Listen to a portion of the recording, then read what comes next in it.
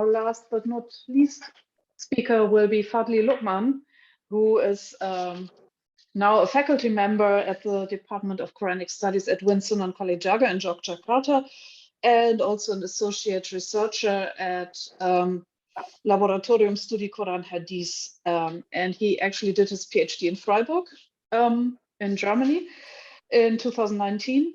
And works on Quranic hermeneutics and the history of tafsir and also Quran translation in Indonesia.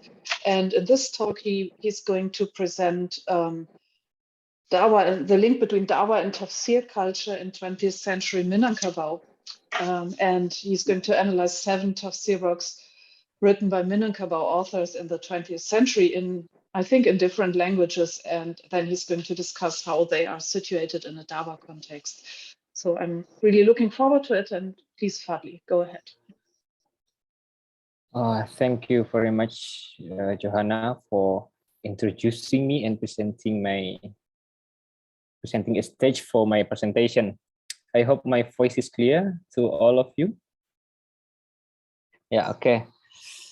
I used to present with key points prepared, but it didn't always go as expected.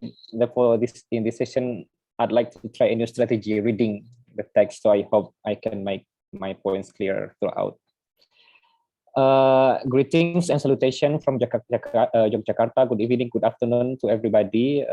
Here, the governors of online workshop Dakwah Quran translation in 19th and 20th century Indonesia under the project of the Global Quran, the University of Freiburg, Professor Dr. Johanna Ping, Kamran Ahmad Khan, and Mbak Yulia Ningsi. I also extend my greetings to all the speakers in this workshop. And maybe I would say some names here. Pak Irfan Nurtawab, I would looking forward to his comments because some of my arguments here was in dialogue with his works. And also Pak Jajang maybe and some other friends. Lenny, hello Lenny. Lenny was my classmate in bachelor study in Winsunan Kalijaga. So my presentation is about Dakwah and New Tafsir Culture in 20th Century Minangkabau. Bibliografi karya ulama Minangkabau abad 20 presents a brief bibliographic survey of the works written by 13 Minangkabau scholars at the turn of 20th century. Some scholars are a lot more prolific than the others, but among more than 200 works presented here, only 4 of them are tafsir, Malay tafsir. Al-Burhan menafsirkan 22 daripada Al-Quran by Abdul Karim Amrullah, Risalah Al-Qaul Bayan fi Tafsir Quran by Syekh Sulaiman Ar-Rasuli, Tafsir Al-Azhar of Hamka, and Tafsir Surah Al-Fatihah of Syekh Haji Yunus Yahya Mage. As for the Arabic commentary, there is none. The book covers the scholars in the beginning of 20th century, even though without a clear limitation of the exact range of period in question. It is certainly not exhaustive of all tafsir works in the Minangkabau during this time. For example, it doesn't include the name of Mahmud Yunus and his works, even though he seems perfectly feasible for selection. Nevertheless, it seems that the book covers almost all of them, considering that only a few of tafsir works known today that are not mentioned in the book. This book illustrates that the writing of tafsir didn't occupy a great deal of attention of the Minangkabau scholars in the early 20th century. While that is the case, most likely also true for the period beforehand, it was certainly on the rise, at least at the second quarter of the 20th century. The works appeared in the late 20s, namely the mentioned Al-Burhan and Risalah Qaul Bayan. And Mahmud Yunus was preparing his work during this time, and Tafsir Juz Amma of Jama'in Abdul Murad was probably written during the same period as well. Fast forward, now we have many more titles in Quranic commentaries and translation in this region. The case of Risalah Qaulul Bayan is significant in this context. Syekh Sulaiman Ar-Rasuli was hesitant on writing tafsir because for him, writing a commentary or a translation of the Quran would be pointless. Yet he wrote his tafsir anyway, for the request of his pupils. Considering the scarce of tafsir writing prior to his time, his hesitation might be considered paradigmatic amid the lively intellectual dynamic in Minangkabau. This raised some questions. Why had they not written tafsir? How did scholars in that period see tafsir? And why would they write it in the 20th century? What was the situation that led to the growth of tafsir in Minangkabau period? In Minangkabau in 20th century? My presentation is concerned with these questions. The study deals with 7 Quran translation and commentaries written by Minangkabau authors in 20th century.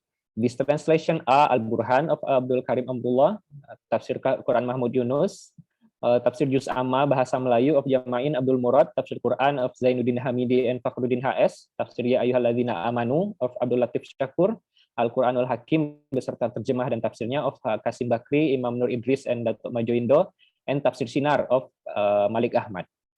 In the moment, I proposed that the experience of tafsir in the 20th century Minangkabau is an important case to understand the dynamic between tafsir in the context of pedagogy and dakwah, because it seems that the writing of tafsir in Minangkabau context was strongly connected to the history of Islamic education and religion movement in the region. My argument is the following. The writing of tafsir was prompted by the changing pedagogical context in 20th century Minangkabau and the modernized idea of having a close acquaintance with the meaning of the Quran that transcends the traditionalist modernist division shifted further to popularizing, edifying commentary embedded into the Dawah movement. In order to make my point clear, it is necessary that we firstly come to a brief overview of Islamic education in Minangkabau. Surau first was traditionally one element of the cultural institution in pre-Islamic Minangkabau, but later it fully developed to become an Islamic education institute marked with the presence of a sheikh who led a tariqah order and conducted his teaching in Surau. If he had bright reputation in some certain fields, student called Urang Sia, in Java it called Santri, in Minangkabau context it called Urang Sia, would come from various regions. Some could even invite around 2,000 students. The learning system on Surau was centered around a Arabic textbook written in Islamic pre-modern scholarship. The sheikh would read the text very attentive to its grammatical features before further give elaborate explanation, whilst the students make their notes. Students would also discuss the text read by the sheikh with Guru Tuo, the assistants of the sheikh. This system doesn't recognize time restraints. The student could shift from a lower level kitab to the intermediate one and can continue or halt their study at their will. Not a few move from one surah to another on the grounds of acquiring of the other specialized field. In the 19th century, the Dutch colonial attempted to support the establishment of the secular schools. Azra suggests that in this time, the difference between surau and the secular schools was limited to the language of instruction. The secular school used Malay instead of Arabic. The secular school project was a failure in the 19th century, but with the ethical policy implemented in 901, more of these schools were built and the interest of Minangkabau to it increased considerably. This coincided with the homecoming of a number of Hajj who got inspiration from the reform of Ahmad Khatib al-Minangkabawi in Mecca and also Muhammad Abdu in Egypt. These scholars established madrasah with a modern vision and turned some traditional surau into classical madrasah. Additionally, they developed a sekolah kombinasi, the schools that combine Islamic teaching with secular subject. These schools developed very quickly to the extent that by 1930s, there are more than 500 of these schools, quantitatively in competition to the traditional surau that recorded also the similar figure.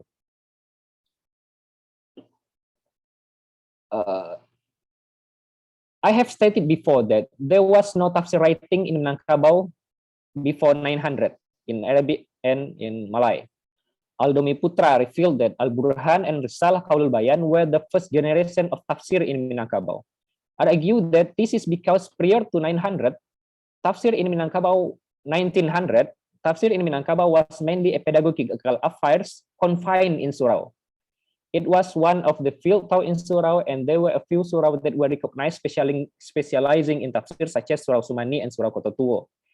It appears that the characteristic of didactic practices in surau and the position of tafsir in their curriculum didn't make the writing of tafsir necessary. In addition to that, the religious polemics taking place in the 19th century Minangkabau didn't touch upon the interpretive issue of certain Quranic concepts. As a result, even though scholars during this time wrote much about mysticisms, theology, and fiqh, tafsir was not an obvious choice. After completion of the basic Quranic learning, Urang Sia students would embark to some surau that were recognized as centers of Islamic learning. At this point, they would obtain kitab-based education, that is the learning of Islamic discipline through the reading of the textbooks mostly produced in the classical Islam. Tafsir was taught in this way as well. The texts that they learned were Tafsir Jalalain, Anwar Tanzil of Al-Baidawi, and Al-Khazin. The studies of Anthony Jones, Peter Riddle, and Irfan Nurtawab note that those commentaries, along with the commentary of Al-Baghawi, serve as the popular guide for tafsir writing in South Asia. These commentaries played their part in the source as the sources for Anonymous, Al-Kahfi, Tarjuman al-Mustafid, and interlinear translation in Mindanao. Nevertheless, even though those texts were read and taught in Surau, for the way of the teaching in Surau, there is currently no record of the writing of tafsir in the Malay prior to the 20th century of Minangkabau. The expertise of a sheikh was not measured through writing, but through the ability to explain the text in minute detail. As another observation, Peter Riddle, Irfan Nurtawab, and Martin van Brunessen have noted that Tarjuman al-Mustafid was well read in Southeast Asia before 20th century. Already in 1980s, Anthony Jones suggested that Tarjuman al-Mustafid established itself as a useful stepping stone to Arabic commentaries as a reference point, if not a tradition. Noting on the absence of Quran commentaries in Malay language after Tarjuman al-Mustafid, Irfan Nurtawab speculates that the need for Quran commentary was met by Tarjuman. Nevertheless, Tafsir in Surau tells a different story. No clue indicating the popularity of Tarjuman. It didn't seem to make it into the curriculum. The reason for this is the didactic system in Surau that emphasized the fluency in reading Arabic text using ilmu alat, which is Arabic grammar, syntax, and rhetoric, that are considered instrumental for expertise in Islamic discipline. Another reason, in Surau system, there was a tendency to put tafsir as a field taught at an intermediate or advanced level. Students were firstly introduced to ilmu alat and fiqh, only later they would read tafsir. Tarjuman al-Mustafid is written in the Malay language with Jawi script, thus the surah curriculum that emphasized Arabic simply didn't suit to this commentary. The second reason for the relatively marginalized position of tafsir writing in the 19th century Minangkabau was the religious polemic between scholars who were not directly concerned with interpretive understanding of the Quran. They were either the practices developed and preserved in tariqah order, or the very specific issues in fiqh, such as whether to recite the intention before obligatory prayers. Tafsir didn't play a direct part in this discussion. In short, the didactic system in traditional surau and the religious polemic taking place in 19th century in Minangkabau didn't give the right circumstances for tafsir writing to develop. But later on, the modern madrasah and the transformation of several surau into madrasah brought about new learning system. The learning period was standardized and the curriculum was structured to follow the grade level, usually 7 grades. A significant number of new textbooks imported from Egypt were introduced as the replacement of the traditional text. For example, Durusun Nahwiyah and Qawaidul Lughah were used as the replacement of Matan Ajrumiyah. There was also a tendency to prepare the Malay textbooks by the teachers. Zainuddin Labai, for example, wrote Durusul Fiqhiyah as the replacement for Fathul Qarib, and Mabadi al-Arabiyah as the replacement for Matan Ajrumiyah. This development had a significant impact as well for tafsir. For starters, some of madrasah introduced the use of tafsir al-Manar for advanced students after reading Jalalain and Al-Baidawi in the previous grades. Another significant effect from this new system is the introduction of tafsir for beginners. This is significant in 2 ways. Firstly, tafsir moved away from its elite position in the education system in Surau. Secondly, more importantly, they require a new textbook for students non-familiar with Arabic. On the other words, this situation prompted the writing of Malay Quran commentary. For example, Haji Jalaluddin Thayyib wrote Tafsir Al-Munir for first-year students. I have said previously that in the traditional surau, tafsir was a pedagogical affair and the didactic practice that is bound to text reading and understanding, making the writing of tafsir unnecessary. In the madrasah system, the writing of tafsirs was prompted by the growing necessity to write a new textbooks for tafsir. That is the reason behind the writing of Tafsir Al-Munir by Jalaluddin Thayyib. Unfortunately, currently I do not have the access to this tafsir. When Aldomi Putra suggests that Al-Burhan and Arisalah Qaulul Bayan belong to the first generation of Quran commentary in Minangkabau, he is actually partly true. That is when he considered the magazine that were flourishing in the early 20th century in which Quran commentary was one prevalent content. Al-Imam and Al-Munir, for example, that were published to channel the modern idea of Al-Manar in Cairo contained tafsir, and they had readership from Minangkabau. The situation resonated to Egypt around the same time as the scholarship of Jansen. where tafsir, to use Professor Ping's expression, moved to the center of Islamic civilization. No surprise then if the spark of the writing of tafsir would also come from the general public. The case of Sheikh Sulaiman Ar-Rasuli is intriguing in this context. This tafsir was written to fulfill the request of some Muslims in order for them to be able to get the first-hand access to the meaning of the Quran. Sheikh Sulaiman Ar-Rasuli was initially hesitant to grant this request because for him writing a commentary in the Malay language would be pointless. The reason being is that a Malay commentary could not stand as an aid for jurisprudence. That can only be achieved through a thorough investigation of the meaning of the Quran with the breadth of Arabic competency. Certainly, Sheikh Sulaiman Ar-Rasuli placed Arabic commentary at the higher hierarchy above the Malay commentary. Nevertheless, he eventually wrote Risalah Al-Qaulul Bayan fi Tafsir al-Quran with the intention that this commentary would be a useful aid helping people getting khushu in prayer. Thus, a Malay commentary and Arabic commentary, according to Sheikh Sulaiman Ar-Rasuli, assume two different functions. These assumptions also explain the reason why he wrote the commentary of Juz Amma, because it contains the surah widely read in prayer by Muslims. Who could possibly have requested the Sheikh to write such commentary, and why did he eventually grant it? From the nature of the request, we can see that it could have not come from orang sia, the students. That is because his students should have been able to and were encouraged to read Arabic texts. They already had Jalalain for this. Nor would the request have come from his tariqah pupils, because they were taught to have several rituals and practices to get closer to God. Mind that Shaykh as the leader of surah is not necessarily identical to him being a spiritual leader in tariqah. And that is also true for the character of the relationship between a student of surah and a student in tariqah. Writing the commentary in order to help people to be more khushu in prayer were out of concern of both groups of people. For the reason, the request should have come from society in general. On the grounds that the geographical position of surah, Azra suggests that surah and society involved in a reciprocal relationship. Both were in need of each other. Surah needs society for economic reason, and whereas society needs surah for the religious credential. It appears that the general public in the 20th century wanted to have a direct relationship to the Quran and asked a traditional sheikh to write commentary for them. Sheikh Sulaiman Ar-Rasuli was one of the most important kaum tuo, traditional figure in the 20th century Minangkabau. His hesitation toward writing a tafsir and his reason for it were the consequences of his traditionalisms. That he later did write a commentary indicates that the Quran translation and the idea of having a more direct closeness to the Quran is beyond the modernist and traditionalist division. We can see that this was possible because modernity, in which the literacy rate grew and the textual product containing Quran commentaries and translation were becoming widely available through printing press and magazine. This situation influenced as well the works of modernists and traditionalists. This is the last part of my presentation.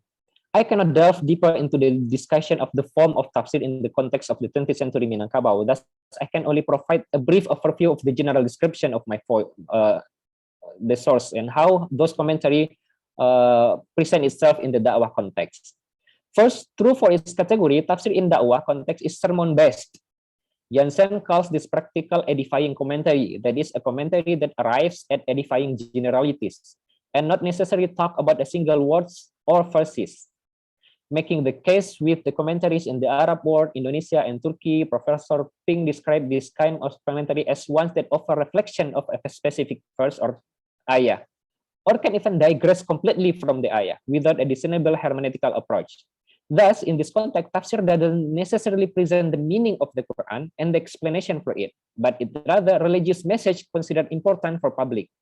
Jansen reveals a number of Egyptian commentaries that were based on sermons, and with the link between Minangkabau Islamic movement and Egypt, it is entirely unsurprising that the same situation is served in Minangkabau as well. Among my sources, two commentaries have explicit dakwah context, yet they are not similar. The writing of Al-Burhan was rooted from the regular tafsir khutbah session in Surau Jembatan Besi. Ya ayyuhalladzina amanu is most likely the personal tafsir journal of its author that was written to record or as notes for his tafsir sermons. While Al-Burhan to some extent retains an idea of pre-modern Quran commentaries that present a variety of exegetical opinions attributed to several authorities and tolerates ambiguity, Ya ayyuhalladzina amanu, on the other hand, presents only modest notes of its author on the given verse. The differences between Al-Burhan and Ya Ayyuha come from the different kinds of sermons and audiences both exegete had. Abdul Karim Amrullah conducted his regular tafsir sermons in Surau Jamatan Besi, the base of one of the prominent madrasah in West Sumatra, perguruan Tawalib. It is a traditional Islamic education institution that further developed into a modernized madrasah. Thus, his sessions were attended by religious students that were trained to engage with tafsir tradition. The students also constituted his readership because the requests of his students partly contribute to writing this commentary. On the other hand, Abdul Latif Shakur delivers his sermon in several different mosques that do not specifically connect to surau. This indicates that his audiences were the general public, for which reason the majority of exegetical problem provided in tafsir tradition would not be much useful for them. Additionally, written in Jawi script in 1960s, where the Romanized Indonesian language has relatively matured and that the manuscript left unpublished, it is safe to say that Ya ayyuhalladzina amanu is his personal journal, thus implying to two different kinds of audiences, the listeners of his actual preaching set and the expected readers of his note, which is probably himself. Second, the Da'wah context ties the way in which the commentators decide to form their commentaries. Three of my sources decided to interpret the last juz of the Quran or some segments of it. The others go with translation of the Quran. Ya ayyuhalladzina amanu and Tafsir Sinar shows a creative element in Minangkabau commentary. The first collect the group of verses that start with Ya ayyuhalladzina amanu, whereas Tafsir Sinas follow the nuzul order, an exception in this regard. Ya ayyuhalladzina amanu is an unprinted manuscript written in Malay with Jawi script. This title and the selection of the verse highly reflect the dakwah motif, namely explaining the Quranic verse started with Ya ayyuhalladzina amanu and explain the meaning of it in front of alladzina amanu. So the author firstly translate the verse or a group of that verse, translate them and provide their main message very briefly. Oftentimes, he writes a short colophon for each group of verses, indicating the dates and place of the writing and most probably the tafsir sermons. The material provided vary from philology, asbabun nuzul, legal opinion, but without any technical terms. In few cases, he only presented asbabun nuzul and anecdotal information in order to make sense of the verse. Al-Burhan is the commentary of the last segment of the Quran, from Ad-Duha to An-Nas. It is printed in Malay with Jawi script. It is started with a relatively elaborate introduction, emphasizing the centrality of the Quran for Muslim and giving modest exposition about how the author doing his tafsir. He states that he would present an occasion of revelation were available along with the different interpretation from different authorities. Finally, he would give his personal opinion on the given verse. This procedure seems to resonate with some pre-modern way of doing tafsir, namely collecting different tafsir voices, tolerating a certain degree of ambiguity in the meaning of the Quran.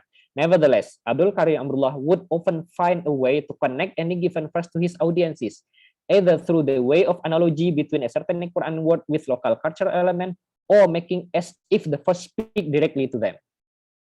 The third important characteristic of Da'wah commentaries is that it downgrades tafsir from its elitist academic and pedagogical affairs to the popular one.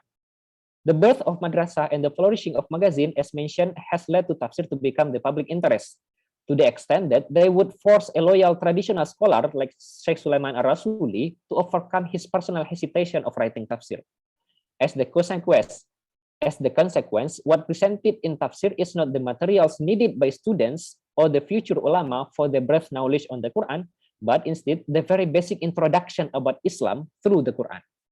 The use of Malay language, the direct and simple language and diction, and most importantly, the avoidance of hermeneutical problems of the first shape this kind of commentary. This applies to all of my sources, but it suffices to present Al-Quran Al-Karim of Qasim Bakri as one perfect example.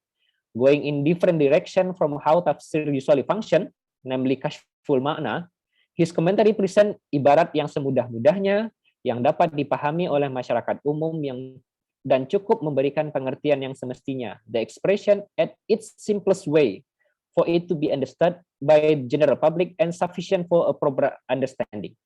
M. Qasim Bakri follows what Walid Saleh calls as radical hermeneutics. While that might come from the author's theological stance, this might also have something to do with the genre of the tafsir he chose. It seems that polemic was one thing, but the public needs a more simple face of religion, and tafsir comes to fill this need. So this is how tafsir in dakwah context appear. In short, my argument is the experience of tafsir in Minangkabau moved from the confined pedagogical affair in Surau to madrasah that downgrade its position from its elite situation and more popularizing by the formation of translation and simple way of doing tafsir. That's my presentation, and happy to have a discussion. Thank you very much.